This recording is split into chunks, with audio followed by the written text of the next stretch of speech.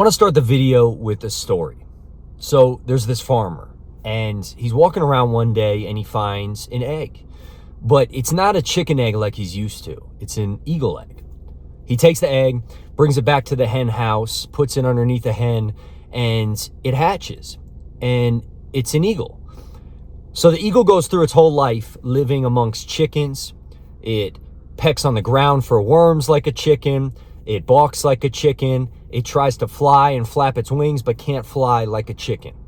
And one day, the eagle looks up in the sky and he sees this beautiful bird flying around the sky. And he's like, hey, chicken friend, what is that? And he's like, oh, that's an eagle. Eagle is the king of the sky, but don't worry about it. They're of the sky. We're chickens. We're of the ground. And the eagle goes the rest of its life, lives, dies as a chicken. Why I love this story is because, number one, I think we all have mindsets, environments, people in our lives that hold us back, that keep us as proverbial chickens. And I believe we're all eagles. It's your job to find whatever that potential is inside of you, nurture it, and become the eagle you are meant to be.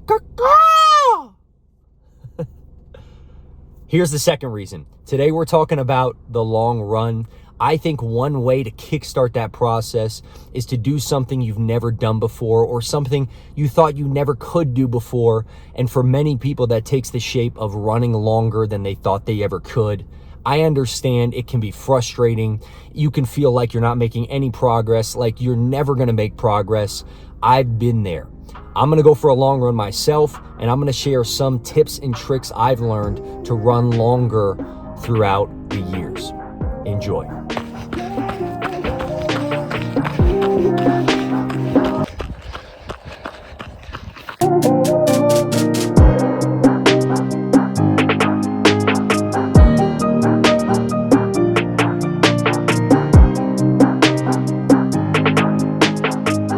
The long run is so important. I got a lot of thoughts on this, but first, I'm going on a long run of my own. I am here at the, I don't even know what it's called, Ermin Ramen Trail. That's not what it's called. It's in Superior, Colorado. Check this out. I mean, crazy. I'm so blessed to be to live in such a beautiful place. I whine about the cold and the snow and the winter a lot, but it's the middle of November. It's beautiful out, about 60 degrees, and I'm gonna run this trail that is overlooking what you just saw. So cool. It's a 14-mile loop. I'm gonna do the whole loop. That's about it's about 700, 800 feet of elevation gain throughout the route. It is a trail run. And I'm excited. 14 miles, definitely on the low end of a marathon training long run, but I'm in my marathon off season right now, just to be clear about that. We're going to talk all things long run here in a sec. First, I want to talk real quick about something I read this morning that I've heard a bunch of times before. I'm sure you have as well, but it hit me a little different this morning for some reason.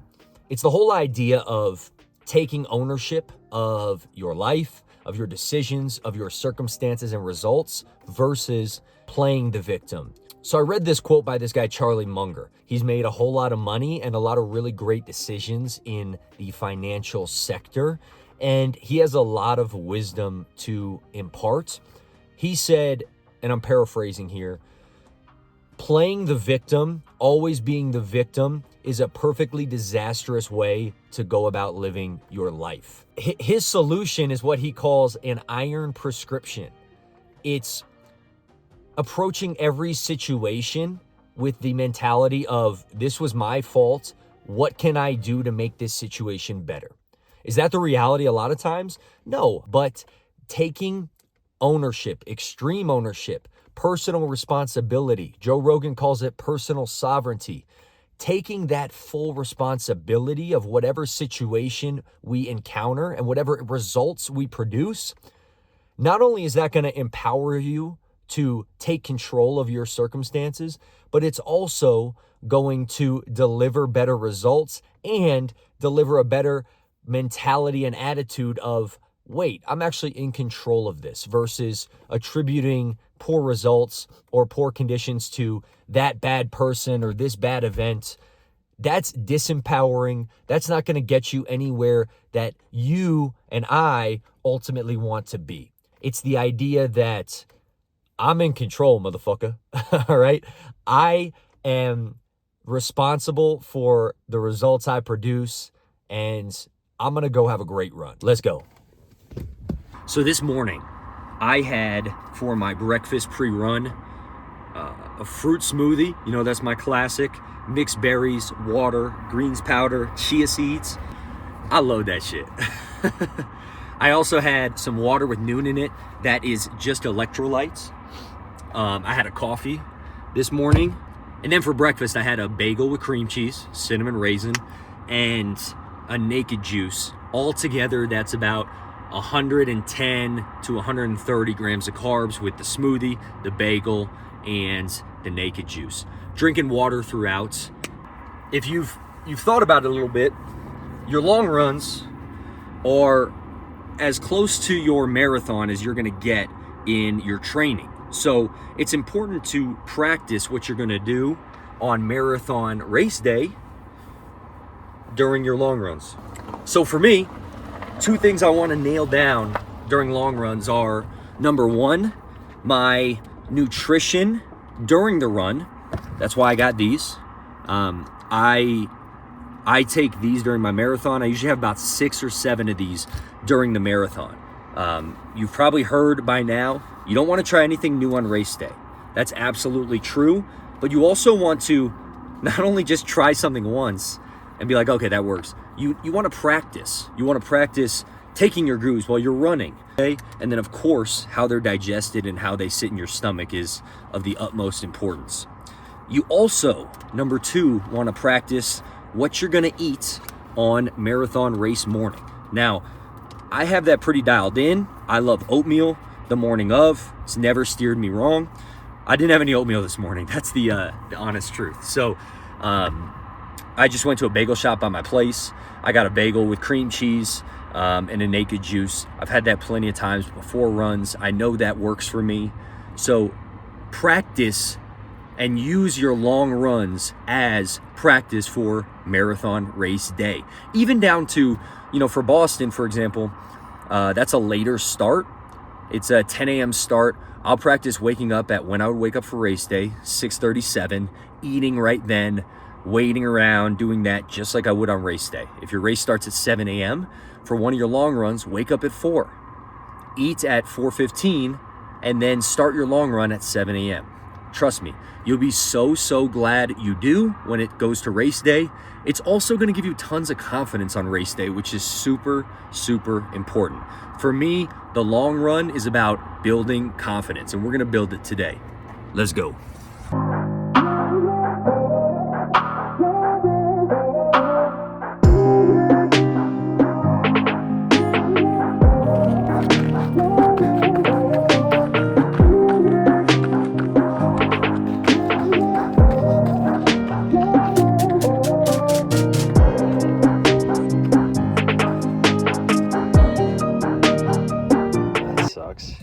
All right.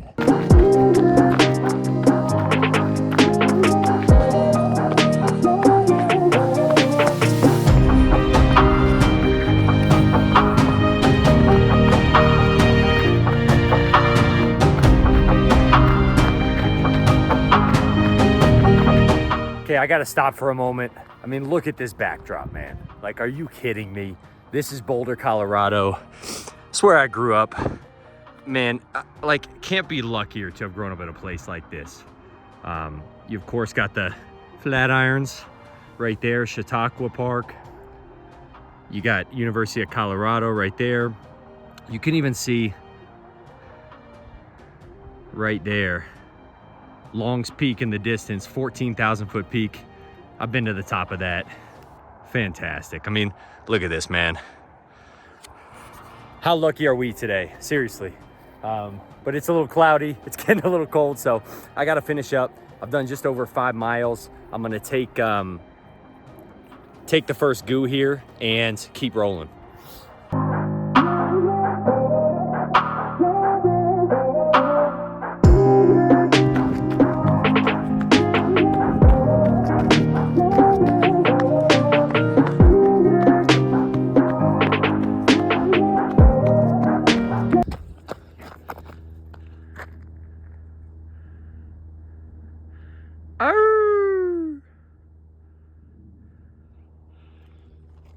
Pretty dope. Let's finish this run. Last hill.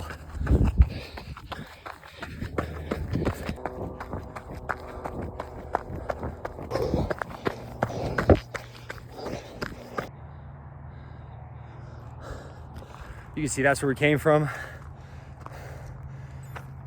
Now here's the tough part. Because trail was closed over here, I had to turn around, run back, turn around again. So I didn't get to make the full loop. You can see, there's the old car, big red, but I'm only at 13.5 miles. So always a tough get to the car, have a half mile to go, especially after a good hill finish. So I'm gonna do a 1/4 mile up and then 1/4 mile back to finish. Let's go. I just finished running, man. It was a little chilly there towards the end, but I got the hoodie on. I'm in the warm car now. It's all good. What a great run for me. I did 14 miles, 8:20-ish pace, gained almost 900 feet of elevation, and took about 2 hours to complete. That was huge. Now, my priorities post-run is to replenish my body of fluids, so water, carbohydrates, and electrolytes as quickly as possible. The really cool news about this is you don't need to do anything super special. I just stopped at a gas station. I picked up a blue Gatorade. I'm gonna get 50 grams of carbohydrates back with this, of course, fluid, a Gator Light. I love these because they are lower in carbohydrates, but much higher in sodium and electrolytes. So this mixed with a normal Gatorade or any sort of carbohydrate source, great combination of carbohydrates and electrolytes, and they obviously taste delicious. And then I brought this from my house. It's just a little protein milk thing, 30 grams of protein in this. So getting a bunch of fluid between all 3 of these, getting some protein in here with this, and then some sodium and electrolytes with the Gator Lights. This is just for my drive home, right? And then I get home, I'm gonna keep drinking water, I'm gonna eat a meal, and then have probably 2 or so meals for the rest of the evening. You gotta think about it this way. I burned almost 1,800 calories in the last 2 hours on this run. That needs to get back into your system. In addition to that, my body's gonna be working extra hard repairing itself over the next probably 24 to 48 hours. And so metabolism's gonna kick up as well, meaning I'm burning more calories just sitting on the couch tonight and tomorrow, and frankly, while I sleep tonight. You have to get those calories back as soon as possible. Number one, before I go to sleep tonight, so that I can be in more repair phase and I have the energy I need to repair tonight while I sleep. And then also going into tomorrow and the next day. The ramifications of not doing this, and I've learned this again from mistake, from trial and error, are your body's gonna go into shutdown mode very, very quickly. You can't operate at a caloric deficit for very long. And the way you have to think about it is, in marathon training, you do a long run on Saturday, Sunday, but then you're just going back to running Monday, Tuesday, Wednesday, Thursday. You're burning and burning and burning calories at a very high rate. You have to get that back. It starts as quickly as possible after the run. So this is what I'm drinking on my drive back home. I'll show you the meal when we get to it, when we get home, and then we're gonna talk some huge mistakes I've made with my long runs, some impact in terms of results and race times from not running long runs, running long runs, and crushing long runs. Stay tuned.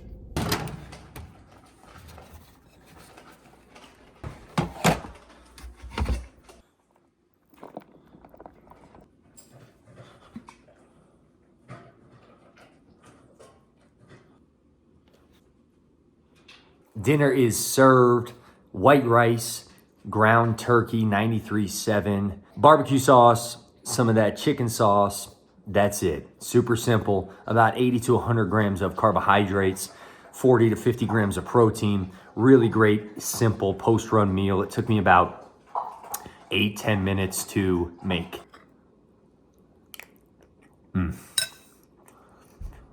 That was all rice. The title of this video is How to Run Longer. And I know firsthand the frustration of going out, wanting to run further than you've ever run before, trying and failing, and coming home dejected, feeling like you completely failed, you missed your goal. I understand. I've been there. I've also been on the other side of that where I run better and faster and longer than I ever have before. The simple truth is to run longer and faster than you ever have before is going to take an investment of continued time, energy, and effort on your part. That's the simple answer. It doesn't mean it's easy by any means, and I understand that. Think of it this way. If you wanted more money in your bank account, you wouldn't be complaining that you don't have any money in your bank account if you didn't work to earn any more money, or you didn't invest your money anywhere where it's going to earn money for you. So, why expect that you're going to be able to run longer and further when you haven't invested the time of actually running to improve running longer, right? In my opinion, the key factor to getting your body used to running longer, to be able to run longer, number one, of course, you need to push yourself. Of course, you need to do your best when you go out there. But number two is just spreading out the workload, doing a few runs throughout the week. And then you come to Sunday where you're like, okay, I'm going for my long run today. And trust me, it's going to feel easier if you've invested the time on Monday, Tuesday, Wednesday, Thursday, Friday, Saturday, okay? So invest time. Work on shorter runs, work on faster runs, and then you're going to find that that longer run is going to be easier for you. Now, getting into the importance of the long run in your marathon training. I can't stress this enough. I think it's the most important aspect of your week of running. Here's why. 2018 into 2019, I was training for the Austin Marathon. It was my first road marathon race. I had to run a trail marathon previously, but I'm like, okay, let's bring it to I didn't even know the difference of a trail and road marathon back then, but I was like, okay, this is a road race. I'm going to go for a Boston Marathon qualifying time. So I trained hard. I mean, I trained, 5, 6, 7 days a week of running from November to the race in February. I put in months and months and months of running. I was running hard. I wasn't running super smart. I didn't know a lot about training, but one key area I really, really missed on was the long run. The longest run I did in training was 14 miles. Now you can imagine what happened in that race in 2019. I ran 22 great miles, a lot of heart. I really, really went for it. And then I blew up. And the last 4 miles were absolute misery. I was chugging along at about a 10-minute mile pace in the last 4 miles. I ran a 3:04 marathon, still a great time, especially for a first-time road marathon. But because I didn't have those long runs under my belt, I couldn't finish the race. I just got to a point, from the half marathon point on, I was holding on for dear life. And I held on for another 9 miles, which is awesome. But I had 4 more to go. I couldn't finish the race strong. But I learned a lot from that year. The number one takeaway from the 2019 Austin Marathon was I need to run more long runs in my training. So going into that next year, I added in 16, 18, 20, 22-mile run. I had 2 20-mile runs and a 22-mile run leading up to the 2020 Austin Marathon. And I beat my time by 12 minutes. I ran a 2:52 marathon. I attribute so much of that time improvement to nailing long runs and to putting more emphasis on running longer in training. I can't tell you how much the long run has given me just in terms of confidence in myself, of doing something I never thought I'd be able to do. I never imagined I'd be able to just go out on a Sunday, run 22 miles, and then go hang with my friends like a normal Sunday, right? But I do that. it can bring that same confidence to your life, to your training, to your next race. And I can't encourage you enough to go nail those long runs. That's it. Thanks for watching. Holla!